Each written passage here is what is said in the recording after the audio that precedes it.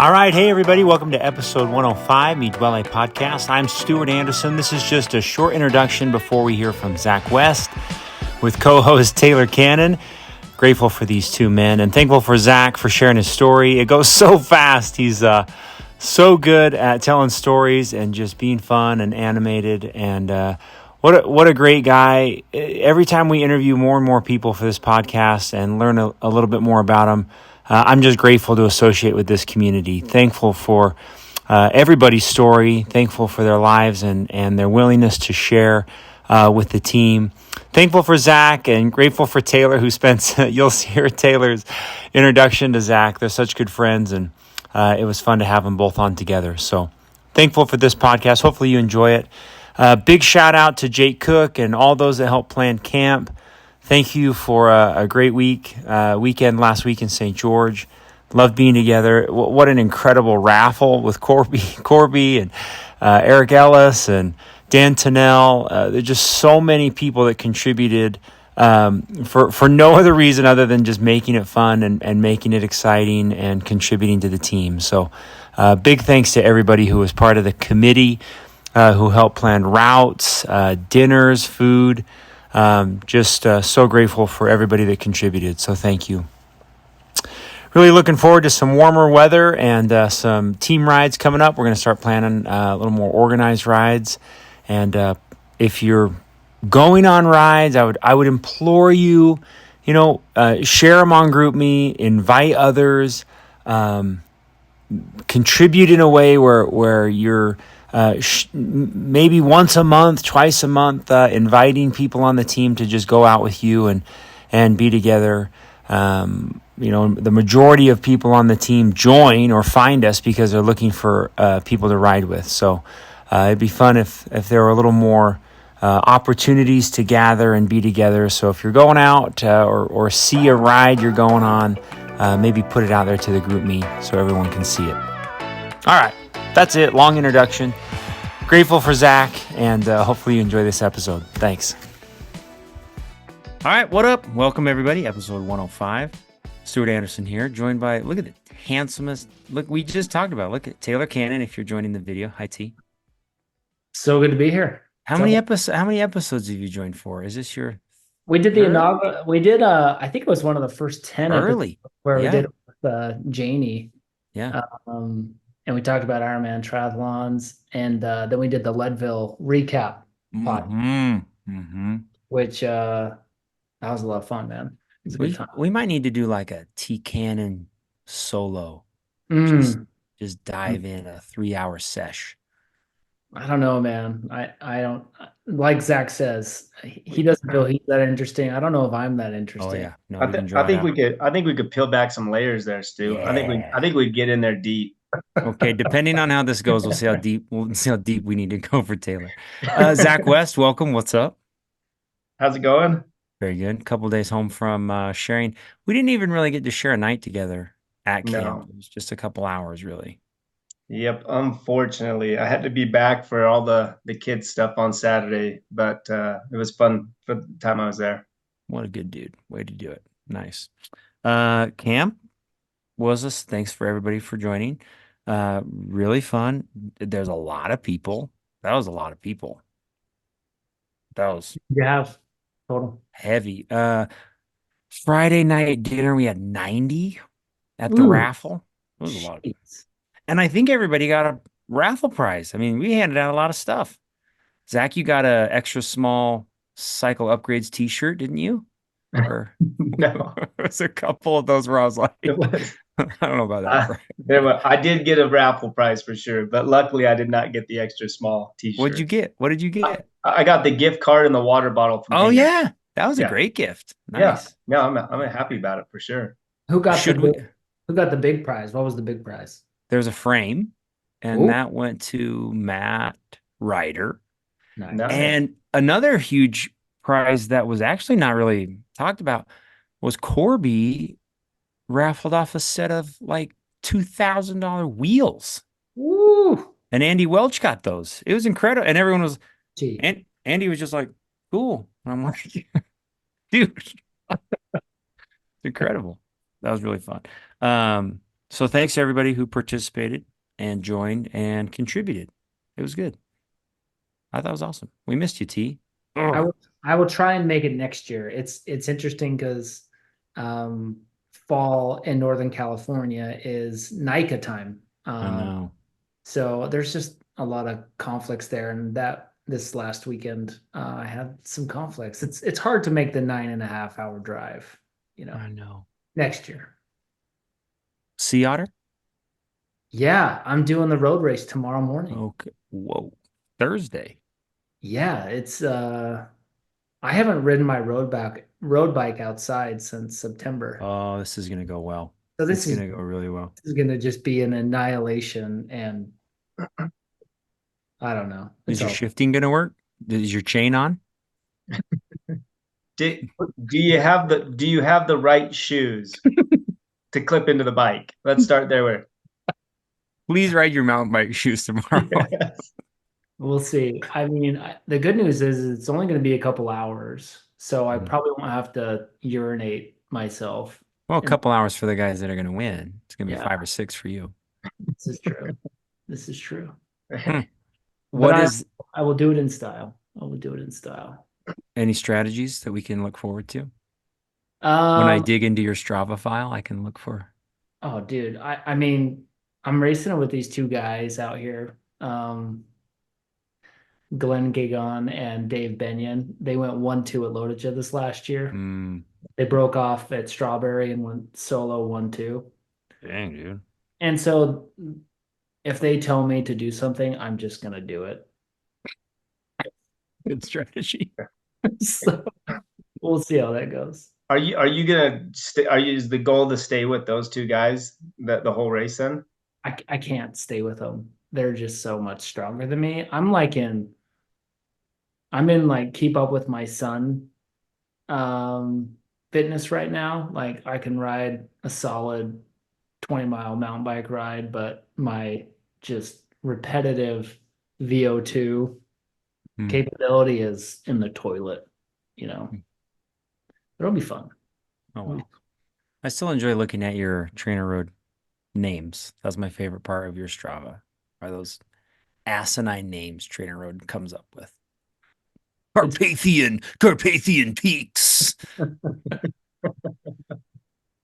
McFloppy McFlopperston Endurance. Like, what are the Dave Britton always pings me when there's an interesting one and just like, Bald Knob?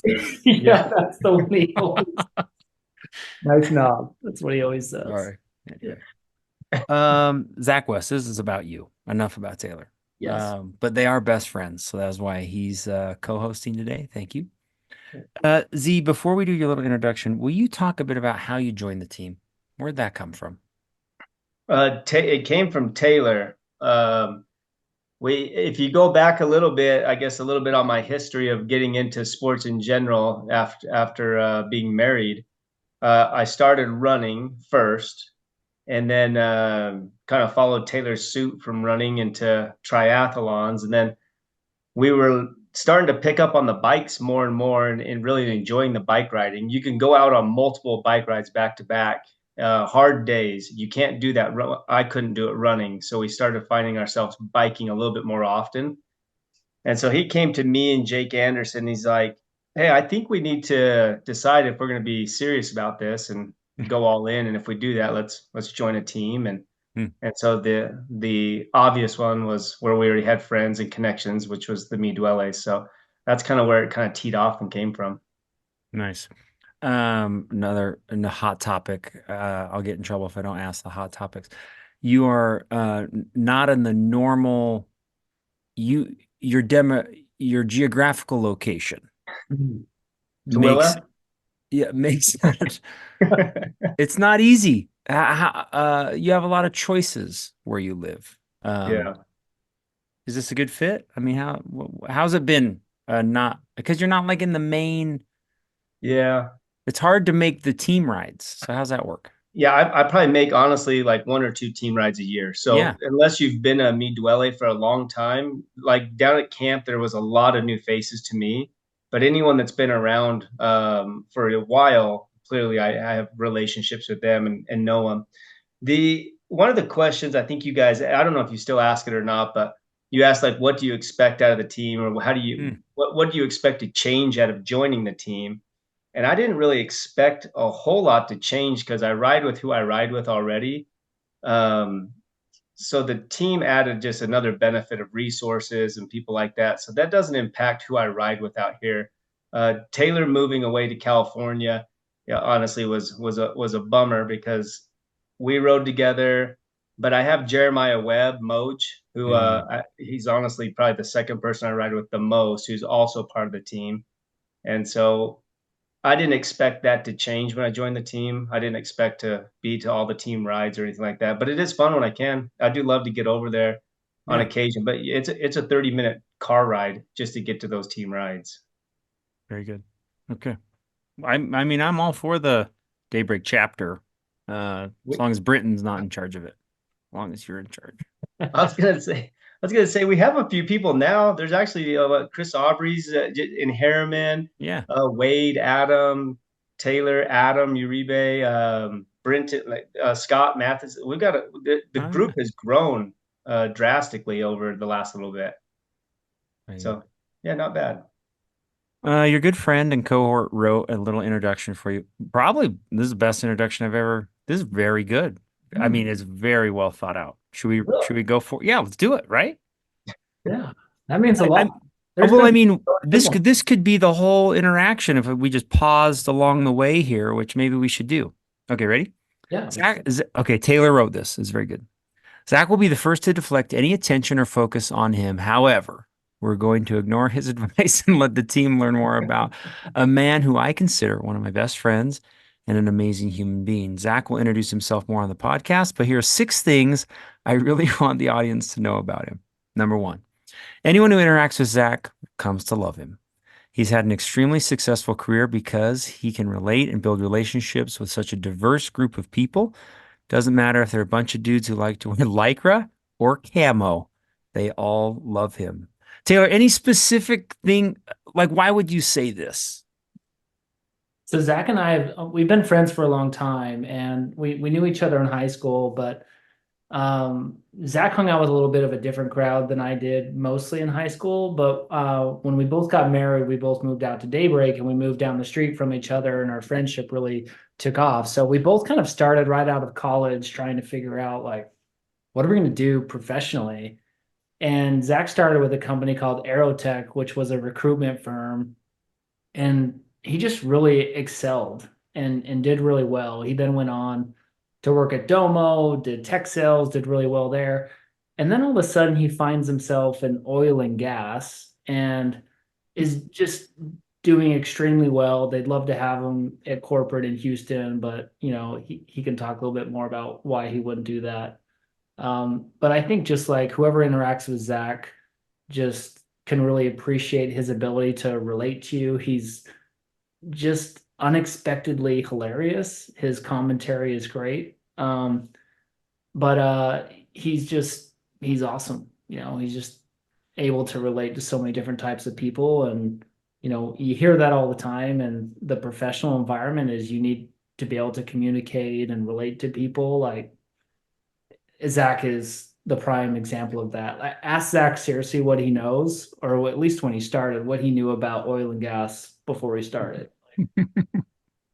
I want to know about the wackiest dude you've ever met in the oil and gas company. I want to hear the best story about some dude you've met. Oh man, I'm trying to think of the most interesting person. I actually have a good one that just comes to mind. We'll keep it PG as 13? as PG as possible. So there's a little bit of a story that leads into this, so I'll try to speed through it as quickly as possible. But there's a person in Billings, Montana. He's retired now, so he's no longer at the plant. But he was a chief inspector for one of the refineries up in Billings. So I start calling on this guy and getting to know him. He's older, obviously, because he's retired now. He's not in the workforce anymore. But he calls me one day, and we're supposed to do a trip. We're going to go fishing together, and he's going to bring his wife, and it's kind of a big deal. We're going to go out and do a really fun fishing trip. And he called me one day, and it actually starts fairly sad. he says, "Hey, my wife passed away. She can't. She passed away. I don't know what to do. The funeral's this weekend, and so um, that's all fairly kind of straightforward. A sad situation that happens, and so I can't make it up to the funeral. I have youth camp or something like that. I had to take the boys in the ward up to a camp, so I couldn't make it for the funeral. So Monday morning, I call him right away just to see how it went for the weekend and just to touch base with this guy, just to stay in contact with him. And he starts talking to me. He's just like, man, Zach, it was just beautiful. Everyone showed up. Everyone was so great. And I just felt the love. And he's like, hey, did I tell you that my wife is a twin? And I'm like, no, I don't think you did. Cause that would resonate with, I would remember that because I have twins. And I'm just like, no, I don't think you said that. Yeah, Zach, she's a twin. They're identical. And I'm like, okay. He goes, yeah. He's like, I went and picked her up from the airport, the twin, because she came in from California. And he's just like, man, when I saw her get off the plane, it was like my wife was home again. He's like, it was so nice to see her. And I was just thinking, I'm like, that's cool. I'm glad she flew in for it. And so I'm we kind of nervous. further the conversation. And he's like, yeah, I'm just headed home from work now. And I was like, well, what are you gonna do now? I'm like, you had the funeral, you were able to plan for it. It probably keeps your mind off of everything. And I'm like, what's gonna keep your mind off of it now moving forward? Well, I'm headed home right now to my new girlfriend, her sister. And so I was like, what? Yeah, she we left the funeral together Oh my and she's gosh. moving in and she's gonna live with me now moving forward. And I was just I didn't know what to say, Stu. I'm telling you, like as a sales rep, you were always supposed to like tell them like, hey, that's awesome, good job, all that kind of stuff. But I'm telling you, when I heard that he left the funeral with his wife's twin sister, I was just Identical. identical twin sister. I Hey, was you're just, a real creep, aren't you? Huh? Oh I was my like, dude, God. I, I Oh, probably told him good for you. I don't even know what I yeah, said at that good for point, but you. I Yeah. ended that phone call with just, Don't call her man, by the wrong name. Great. yeah, Perfect. Yeah. yeah, no joke. So that's a funny story. That's an interesting person that I have Uh, worked with. this is a good lead in. Will you describe real quick what you do for work? Yeah. Okay. So I run the Western United States for a company out of Texas, Houston, Texas. They do maintenance inside of industrial plants. So oil refineries, power plants, chemical plants, anything along those lines. All of these plants have processing equipment. So if you look at oil and gas, they'll send in the crude oil raw from wherever it's been drilled from, and then they produce jet fuel, diesel, gasoline, whatever. The equipment that actually processes that, it's like a car. You need to actually shut it down on a scheduled maintenance basis. Hmm. We are the company that goes in and does all the repairs. So Hmm. welders, boilermakers, electricians, machinists, all that kind of stuff. So my job is to go hunt those schedules down, find out who has upcoming turnarounds, make sure that we're on the bid list, make sure that we find out how they're bidding the work, and then hopefully win the work. But I do all the sales and then maintain the relationships. That's wacky. Huh. Yeah, Cool. a little Okay. different. No, it's Yeah. awesome. Very good. That's a good lead into our second topic here, Tay. Very good. Zach has the nastiest feet on planet Earth. Yeah. I don't know how he got so many girls in high school and college with those things. Imagine having a continuous callus on the bottom of your foot. That's exactly what the bottom of his feet are. I mean, we just went right from real heartfelt right into just nuke him. Is this true? What's going on? It is unfortunately very true. It's real, are the bottom of your feet just kind of like, is it a Solid, solid? solid callus.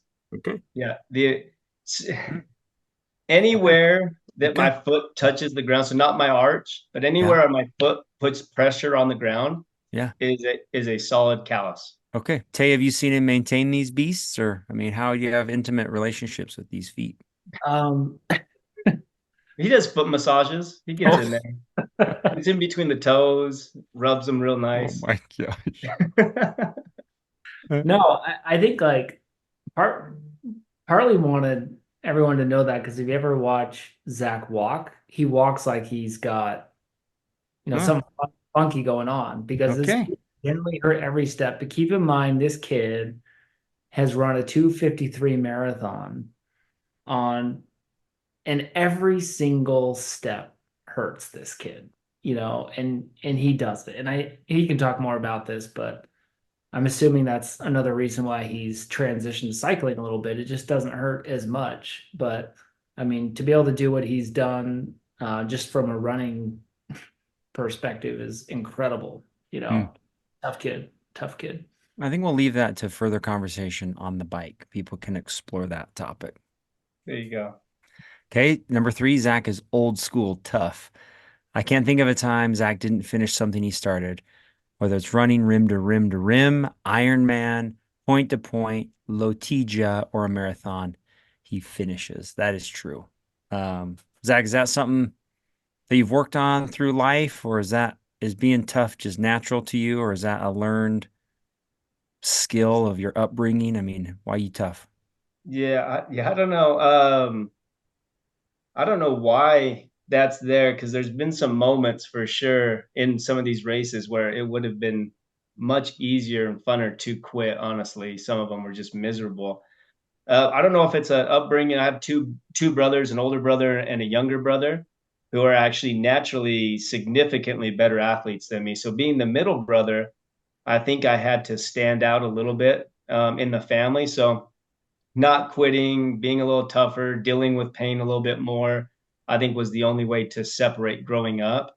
So that's probably all I can think of as far as that goes. I just feel like if you're going to do something, you might as well, you got to finish it and you got to stick to it. And it's a principle. I think that's probably most of us are dealt that way, right? If you've ever I played think so. sports, I'm sure parents probably said the same thing to you guys.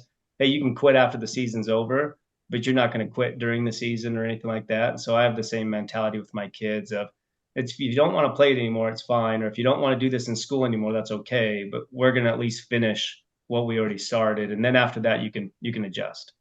Yeah. Which event, Z, do you feel like you were the closest to quitting on? Yeah, that's a good question. None of even though I had a lot that were pretty miserable, that would have just slowed my day down, right? There's devastation of like, hey, I'm not going to hit my times, but there's really only two times where I felt like it was completely out of my control. And the first one was my first Ironman. I went up and did the Santa Rosa one. It was Vineman at the time. Ironman purchased them right after I had done it, but it was a full distance Ironman. And Taylor knows this. I love picking people out in races that I'm going to beat. And if I lose to him, I don't care. Like, but Taylor probably 90% of the time is that guy that I want to beat. And so Jake Anderson's the same way. If I'm doing running races with him, I just kind of want to beat him. I don't know why. Hmm. We're still friends at the end of the day. So I had this guy, Paul Shoemaker, who I was training with for this Ironman, and me and him went out and did it. So in my mind, I needed to beat Paul, and he's done Ironmans before. He's a little more advanced or senior when it came to that stuff. So I got through the swim and the bike. My bike went a little better than I thought it was going to be, and I had a good distance on Paul, so I was really excited about it. I take off on the run, and I'm a significantly better runner than Paul. So I thought, dude, I got this guy. Like, there's no chance he's going to get me. I get to the first table, probably mile one or mile three. I can't even remember what it was for the run, and I stop and I grab some peaches and I eat some peaches, and I go to take off running again. And as soon as they hit my stomach, it was like someone threw a wrench into the motor. It's like it bent me over, dropped me to my knees. I physically couldn't stand up straight, and I still had 25 miles. So it must have been mile one because I remember I had 25 miles left to go, and I physically couldn't stand up. So there was moments where I had it was an out and back at least two times, but maybe three times. But I remember even laying on the grass next to my wife in the fetal position, just saying like, I can't do anything. Like mentally, I want to keep going, but I physically can't do anything. So I walked 25 miles, Oh my stopping gosh, dude. every single aid station, sitting No. down, laying down, Would have uh, and then getting up enough energy to deal with the pain to move to the next aid station. And at one point, luckily I was far enough ahead. So they have those cutoff times, right? Where they pull you from the race. I was far enough ahead that that wasn't coming an issue quite yet. But I stopped at this one table and I sat down and laid down. And the guy at the table was like, "Hey man, hey, you don't look good. You look really bad." And I was like, "Yeah, no, Thanks, I don't dog. feel good. Yeah, I don't feel good at all." And he's like, "When was the last time you ate or drank anything?" I'm like, I can't eat or drink anything. If I put anything in my body, it hurts, like excruciating pain. I can't do anything." And he's like, "Hey, I need you to stay right here. I'm gonna call a medical person to come down and check you out." So he goes to grab his phone, and I sneak out of the med tent, out of the aid station. I take off because I know this guy's gonna pull me from the That is race. the best So, story. so I take off, not take off. I hobble off, Uh-huh. and I keep moving. And Uh, now I'm hiding from the people at the tables every time I stop there to take a break because I don't want to talk to anybody. I finished the race, but that one was the one where I didn't think I was going to. And they weighed you in at the beginning of the race. So I was 162 at weigh-ins going into the race.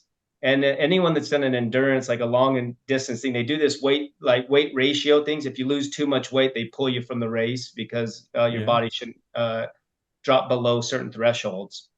Well, they weighed me in at the very end of the race as they pull me into the medical tent, and I'd lost 16 pounds.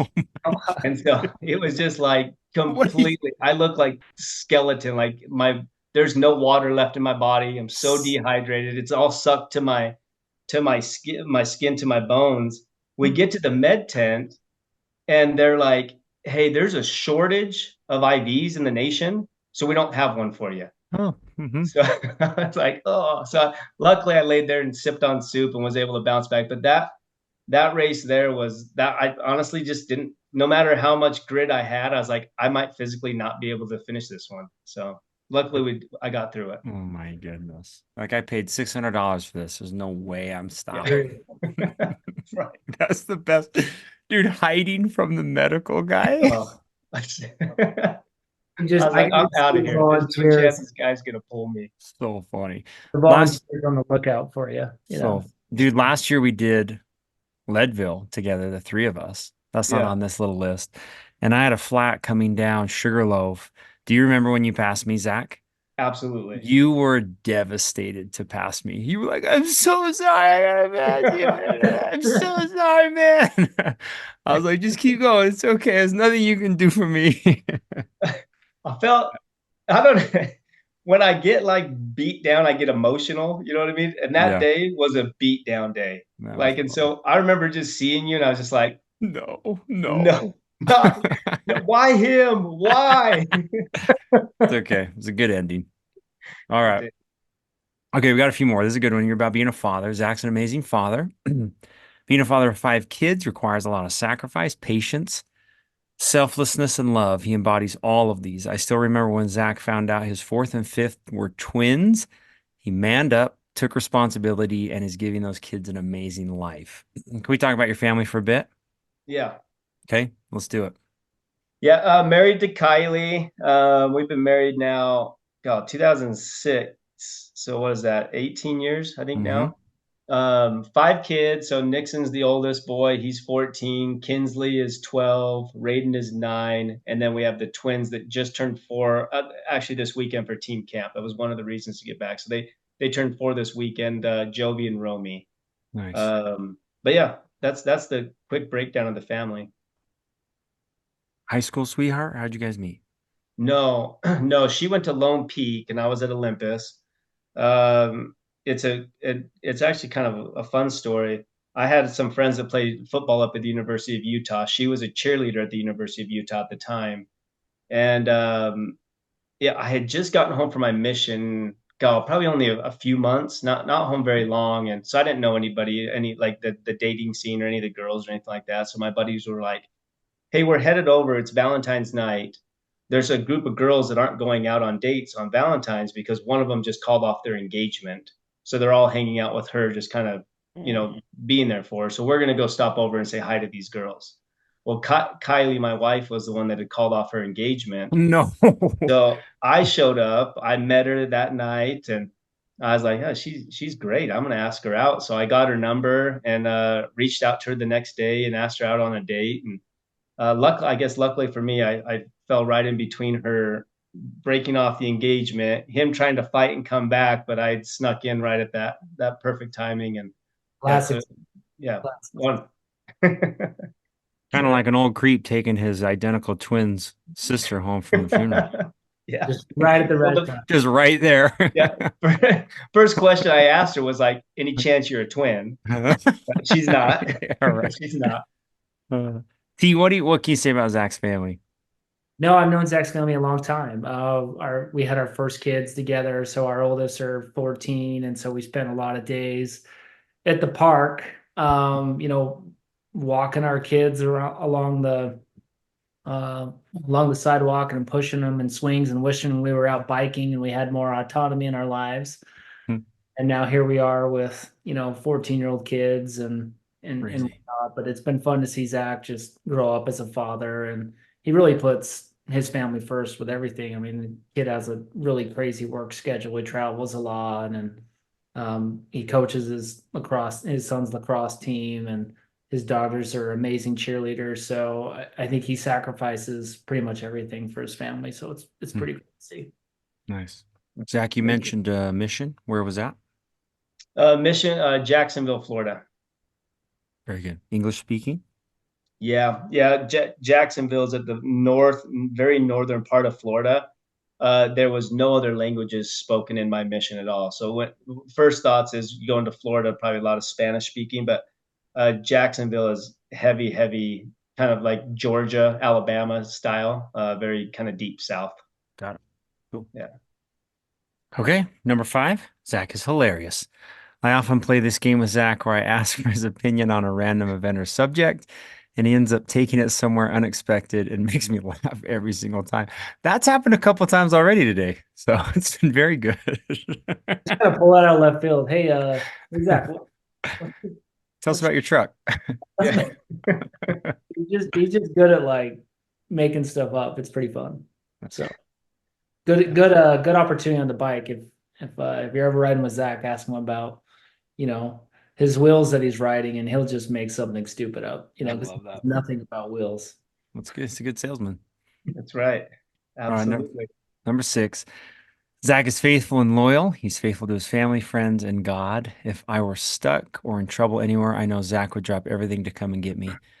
There are certain dudes who you want to be in the foxhole with. Zach is that guy. I won't embarrass him any further out of concern that he will literally end the podcast.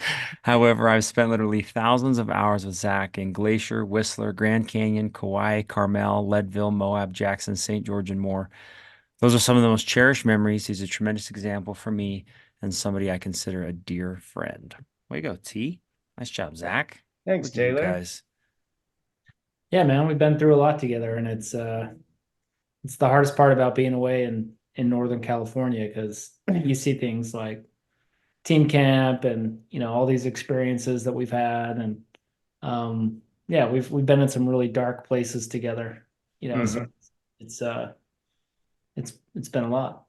A Yeah, lot of- Um, absolutely. Zach, maybe we could spend a few minutes talking about your experience last year on the bike, if that's okay. Do you want to talk about your special day when you got hit? Yeah, yeah, for sure. That was yeah, quite a life-changing thing. Hopefully not a lot of you have been through something similar, but whether on the bike or off the bike, I think for me, I always felt a little invincible in life in general. I actually used to make the comment to my wife Kylie a lot. I've said it enough to where I know I've said it probably close to 100 times. She'll always say like, "Hey, be careful when you go out. Watch for cars." And I always made the comment, "Well, they can't hit me. I'm too fast." And so I used to always say that, like, well, they'd have to catch me if they were going to hit me. And so I used to always kind of make those little comments.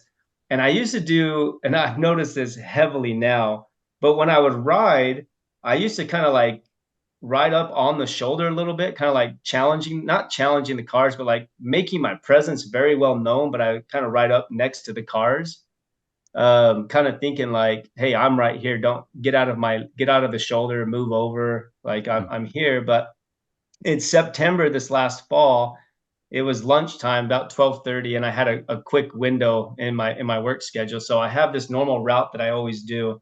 I leave daybreak, I head up over to Copperton, and then I come around this Bacchus Highway that kind of goes along the Ochre Mountains out here.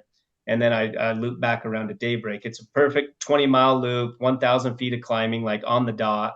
And so for a 1 hour ride, it's very ideal for me. I always try to get like 1,000 feet per hour when I go out on my ride. So I'm coming around, I hit Copperton, I hit Bacchus, and I'm coming around Bacchus, and there's no stoplights on Bacchus or stop signs. You just have T's that are coming into it. So roads coming into it have to hit a stop sign, and then they have to turn right or left as they go. I'm going to turn left onto 118th South and come back down to Daybreak. And for any of you that have ridden with Stuart, those guys, and have come out to do Butterfield, 118th South is the road that you come up before we turn on to Bacchus to head over to Butterfield. So I'm in that intersection right there. There's no cars in front or back of me. No one's on Bacchus Highway, but I see one car, an SUV, coming up 118th South. So my first thoughts is, all right, I need to turn here so I can get over into the turn lane. There's no cars out here. I need to see what they're doing, make sure that they stop at the stop sign before I cross over them to make my left-hand turn. She comes to a complete stop. So I feel like, okay, she sees me. I have front and rear flashing lights, even though it's the middle of the day, I still would ride with flashing lights. No other cars on the road. So it's just me in front of her. Right as I get directly in front of her hood. So I have crossed over. I'm doing about 20 miles an hour coming in. The only thing I can think of is she was maybe looking down at her phone or doing something distracted. And she's like, oh, I need to go. There's no one here. I need to drive. So she hits the gas because I remember thinking she is in full acceleration. I'm watching the car come off the line and she's not rolling. She's not just easing into this. She's gunned it. She's hit the pedal and she's pulling out onto this highway. And my first thought is going back to what I tell my wife is I need to pedal faster and get out of her way. And I just couldn't. Like it just like I remember spinning as fast as I can, trying to get across her hood before she hits me. And she just full T-boned me right into my left hip. So it hit my left hip. I remember the impact of the car into my hip, and then I don't remember anything else. It just goes black. I don't remember if I shot out forward. I don't know if I went up in the air. I didn't go under the car, luckily. With an SUV, there's a risk of that happening where she could have ran me over. And then I'm black in my mind for just a brief second, and then I'm laying face down on the pavement in this intersection. So I'm in the intersection still, and I kind of come to, and then my first thought is, man, my teeth are floating in my mouth. I can I can feel them on my tongue in my mouth. So I spit and my teeth come out. And then my next thought is, well, I need those teeth. I need them like to go to the dentist. So I'm now laying in this intersection, looking at rocks, picking up little pebbles, trying to find where I spit my teeth out. She runs up and she's like, are you okay? And I'm like, I don't think so. I don't think I'm doing very well. And I'm like, can you help me find my teeth? So she stops. She doesn't even engage me at that point. Like she just gets on her phone, calls 911. I can hear her in the background while I'm looking on the ground for my teeth. Luckily, at this point, other vehicles are now showing up and coming on the highway. So somebody gets me out of the road. They move me to the side, and then the ambulance. Everyone shows up pretty quickly. It all happens fairly fast, but at that moment, I'm trying to text my wife. I'm trying to text people at work because I have work meetings that day, and I'm trying to let them know, hey, I won't be around or won't be making it back to work at this point. But yeah, that's the unfortunate incident that happened last September. Dang. Go ahead, T. We're gonna ask a question.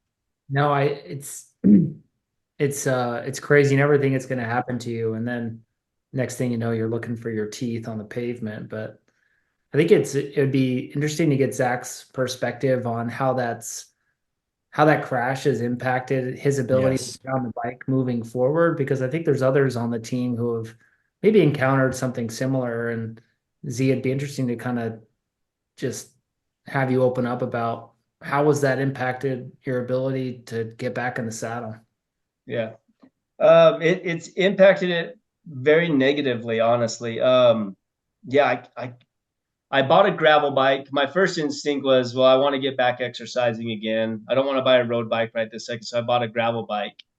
But now I'm sitting here with this gravel bike, and I'm like, well, I can't even ride that to the trails because I'm so nervous about the roads. So Hmm. my initial thought is, well, just stay out of busy trafficked areas and you should be fine. But then my mind goes back to, well, you were on a back highway at 1 o'clock in the afternoon, no traffic, and the one car on the road still got you. So Hmm. that sticks in my mind pretty heavily is, God, I feel like I did everything I could have. I waited for her to stop. I had flashing front and rear lights. Dang. Again, no sun in her eyes. And I just keep trying to rehash like, every time I get on the bike now, that's a reality that might happen to me. So I Hmm. don't think I'm ready to get back on the roads. It freaks me out. Even at team camp, you could probably ask Dave Britton about it, but just riding over to Harmon's, like my anxiety was up. Like we had Mark Numbers, Andy Welch, and me, Dave, and Camille, and all I can think of is, go, where are the cars at? Where are they gonna drift over into our lane? What's gonna happen? So I just can't like ease into it yet, but I don't know if that'll change, but it has definitely impacted me. Yeah. Can you talk for just a minute about what you did legally, just for advice for other Yeah. people? Yeah. Yeah, that actually is a huge thing for me because I didn't understand. I don't ever want to be the guy that like wants to sue people. Like I don't want to ever like impact someone's life. I luckily have walked away. I had to get new teeth. I had to get reconstructive surgery on my face. That all costs a lot of money. I'll probably deal with the teeth issue over the next while. Probably my dentist has said that's something for the rest of my life you'll have to Hmm. deal with because I have fake teeth now up top. But I just wanted to be treated fairly, right? I wanted my medical bills taken care of.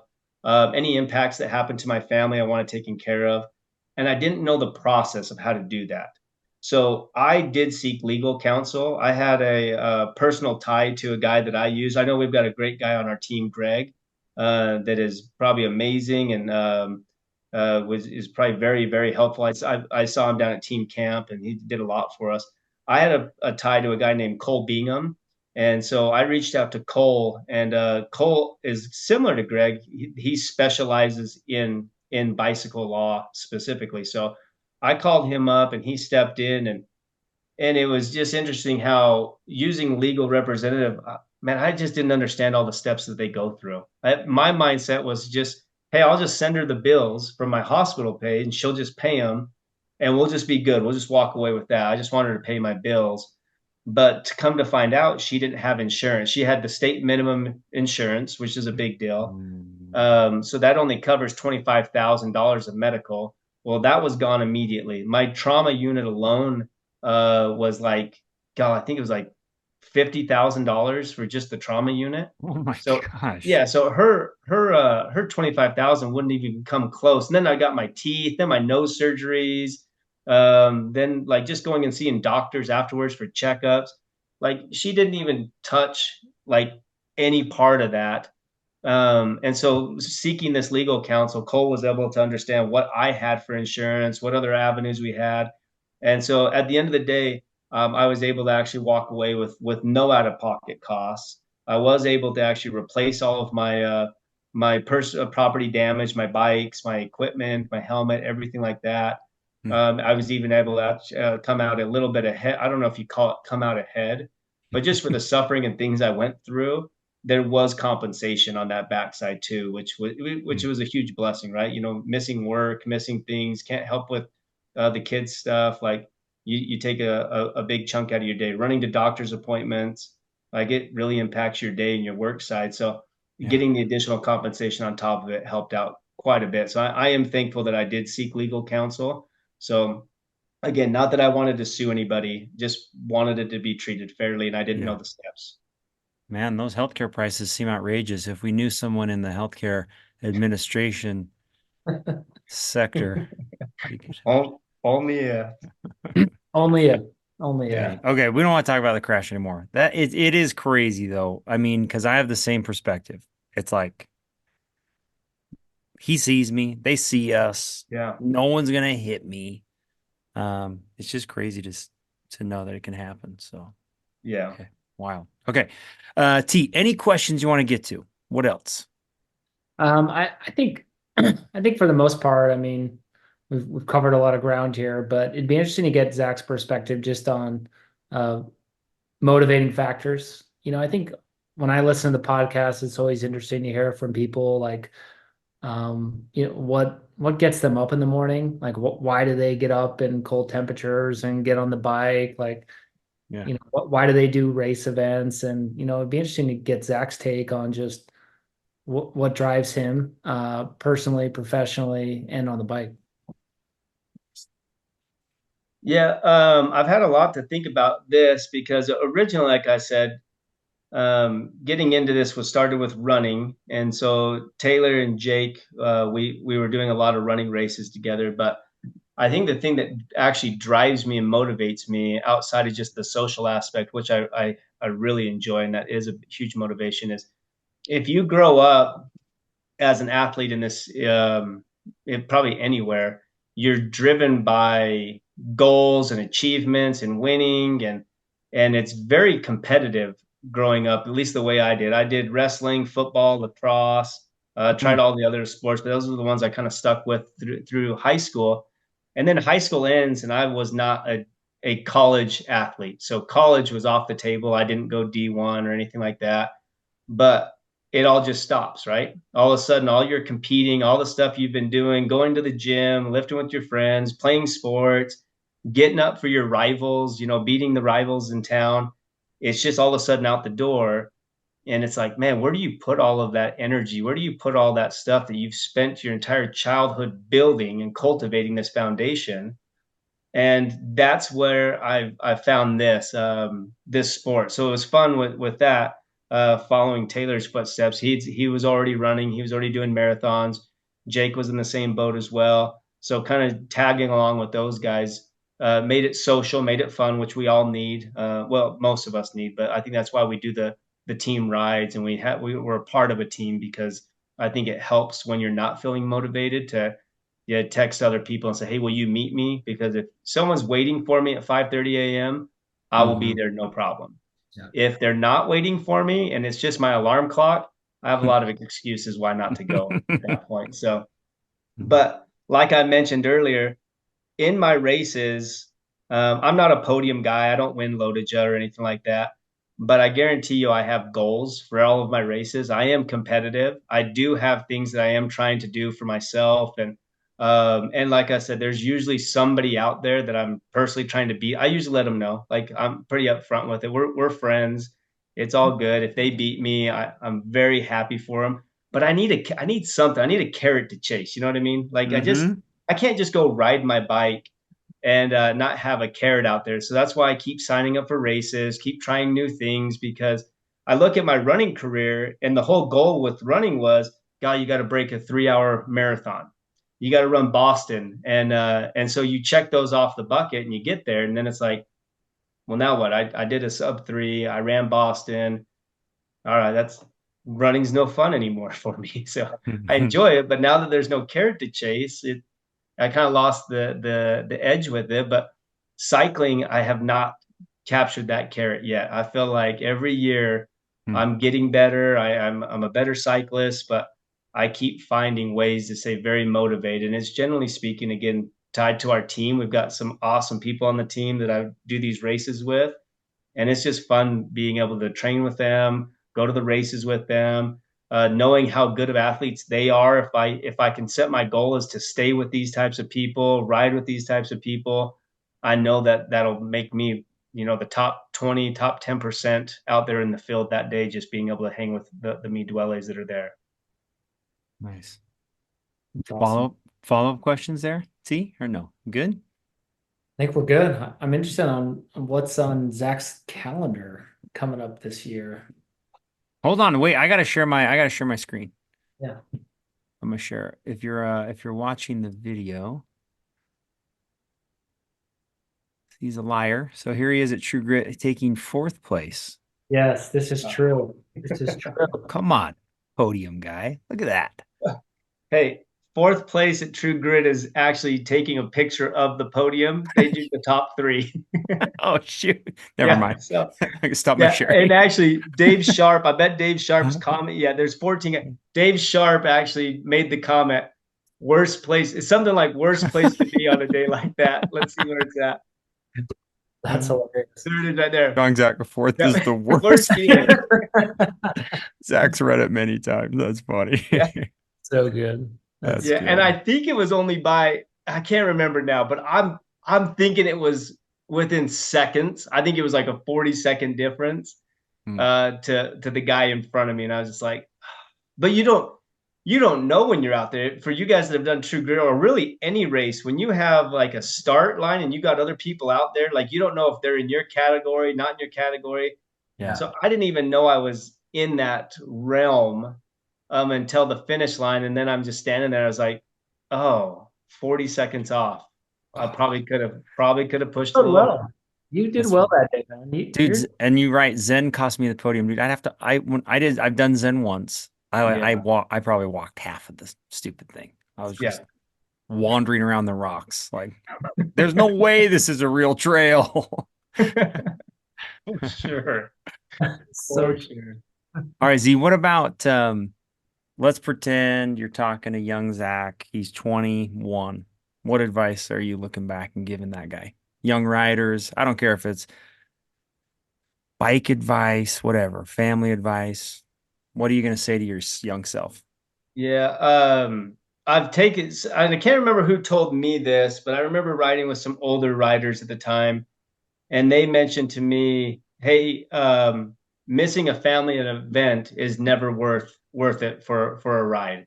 Hmm. And so I have tried to actually stick to that. I try to get my workouts in. I do travel every single week for work. I am gone at least Dang. one night a week. So when I'm home, I try to prioritize the family first, and then I got to get in my rides and stuff when I can. So I think I'd reiterate that back to a young Zach is training is important. Races are great. Um, but the family time or the responsibilities you have as an adult in life do need to supersede that. And I've never regretted it still. There's always the FOMO when you look at Strava, and I had to be at a game in the springtime, and I'm seeing people already putting in Yeah. hours on a Saturday, and you're just like, oh, I'm racing that guy at Leadville or doing this, and these guys are training so hard, and you feel a little defeated doing that because you're like, I don't know I don't have the time. I just can't do it. But at the end of the day, after those races are over, I look back on them. I had a fun day still. It was still great.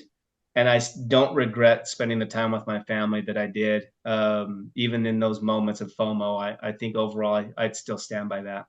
Dude, what great advice. I love that, Z. Awesome. I had one more question, Zach. Yeah. So, when it comes to that perspective, is that so when my dad's dad died, my dad's father, so my grandfather's father died when he was 8. Yeah. But my grandpa, he was like this self-made guy. Like he figured it all out on his own.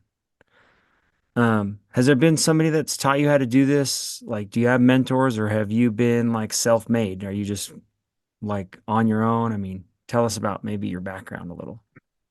I wouldn't say I'm self-made. I think anyone that has done well in life has to still be self-driven.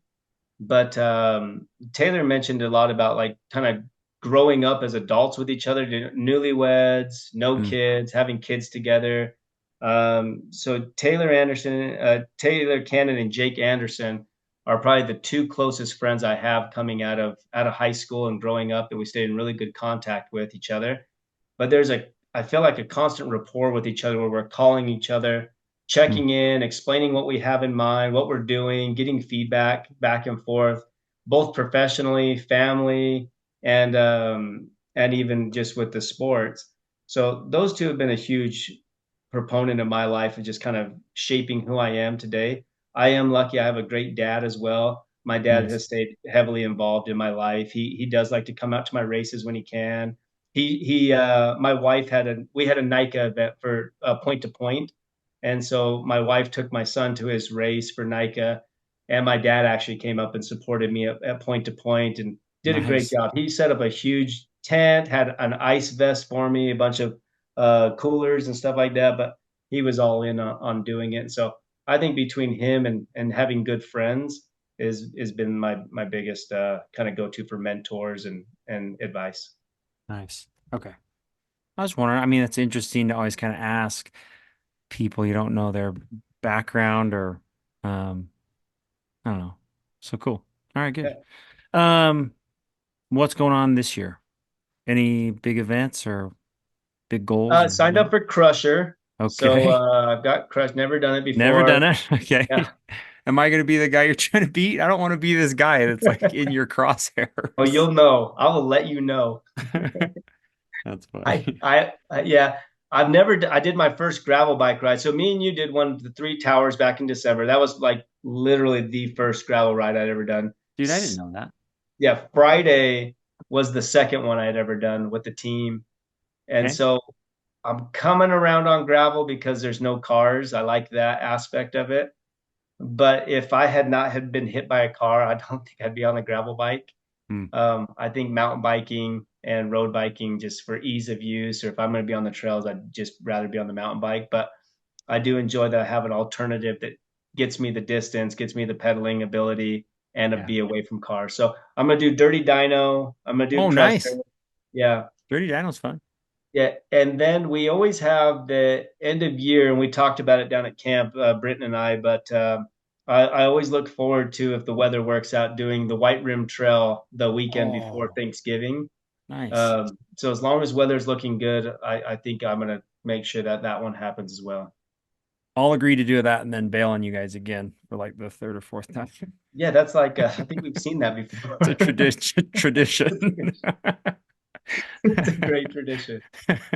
Yeah. I'm like, oh, I am in, and then I'm like, oh, my kid has pneumonia. Oh, anyway. I think I really have bailed like two or three times. Yeah, for sure. I do want to do that, and I actually have wanted to do it, but I'm terrified to go do it. Like, you can't do that like for the first time, like me and Kristen going down to like do White Rim. I feel like I need to have like a tour guide. Like somebody's got to be with us. Yeah. Yeah, Don't you yeah, think? to that point, I took a friend down one time that you were bailed on us, and I left him out I, there. So I remember that. so I hear about it often because we're still good friends, Oh and my I've been gosh, dude. reminded how bad of a friend I am. But we had just started the White Rim. He'd never been down there before. So anyone that knows, he's a Zone 5 rider, Andy Boyer. Hmm. But Andy, I was just like, I went to him and Taylor was there. It was me, Taylor, and Jason Lang. It was and Andy. And I was like, hey, Andy, listen, we're gonna go at our pace. So you've got three options. You can go back to the truck and take my truck and go ride something else, or you can ride by yourself and we'll come back and find you eventually, Uh-huh. or look for you once we make the loop, because there's no in and outs. And then I was like, and then your third option is, I don't have a third option for you. You got to pick one of those two. So Taylor's laughing because he's like, you gave him three options, but you didn't give him three Give me options. a- And so I was like, yeah, but he did it. He did the whole thing by So, himself dude. all day long. And we drove back down Schaefer and went and picked. He was right there. We found him on the trail, and he said he just went at his own pace and he was happy. And so Oh my I'm happy he gosh. still talks to me. So look, we'll just amend point number 6. Zach is faithful and loyal unless you're on White Rim. He'd dump you. Unless it's a big day. But I Uh, will come back. I came he back will for it. come I back. will come back. That's so good, dude. Fun. All right, Zach. I mean, we learned a lot at your introduction, but is there anything we missed? Anything I know we didn't talk about? Maybe like we didn't ask a lot of fun questions, like maybe let's talk about perfect day or where you love to ride. Like what's a great day to look like for you? Yeah, yeah. As of recently, the mountain biking has been my favorite. So if I have my perfect day, I love going up to Deer Valley and Park City and hitting this loop where you get the Deer Valley downhill in there, and then go across mid mountain and ride all along there, 9K, all that kind of stuff. But Oh, I could spend hours up there in that Park City area riding those single track trails. Point to point is a very hard race, but still to this day is my favorite, just because that's my type of riding. I really enjoy fun. the single track. So if I had a couple buddies to go roll with and just kind of hang out up there on the single track, I think that would be my ideal riding day. Cool. Fun. And then what kind of bike? What mount? I saw your new mountain bike, right? The Canyon. Yeah. Yeah. Beauty. Dang, dude. Yeah. Nice. That was Yeah. My awesome. son, I had a Santa Cruz Blur. He's moving up to high school with NICA. Okay. And so it was get him a new bike or get me a new bike. I got myself a new bike and he got the Blur, which is still a great bike. It's still a phenomenal bike, but Yeah. he got the hand-me-down. Well, my high school kids are always going to choose the Santa Cruz. They always want that one. For sure. For sure. Yeah. KZ, hey man, grateful for you. Thankful for just being part of the squad. I was alluding to it at the beginning that it's not quite as easy to contribute and be part when we're not as close. But I really do appreciate you contributing, even though it's not as easy as meeting at the stop sign for immigration. So Yeah. No, I appreciate that. I love being part of the team. So many good people. I ride with a lot of other, not teams, but guys from other teams. And just hands down across the board, the Me Dueles, I feel like, have so many wonderful people that I could just go ride with anytime. Tons of them. I mean, the list goes on of just how many great people they are that are just interesting, fun to be around, uplifting, just good, a very good group of people. nice, dude. Well, hopefully we can share a little Dirty Dino this year together. Yeah. Man, I'll be a crusher. Ugh, it's kind of fun. Just kidding, it's fun. You're gonna have a blast. Yeah. Good. And then I signed up for point to point, so Nice. we'll see how That's that great. goes. KZ, thanks, man. Appreciate you. Thanks, Taylor, even though he jumped off here at the end, he had some important things to go do. So thanks, Tay. Yeah. All right, Okay. man. Appreciate it.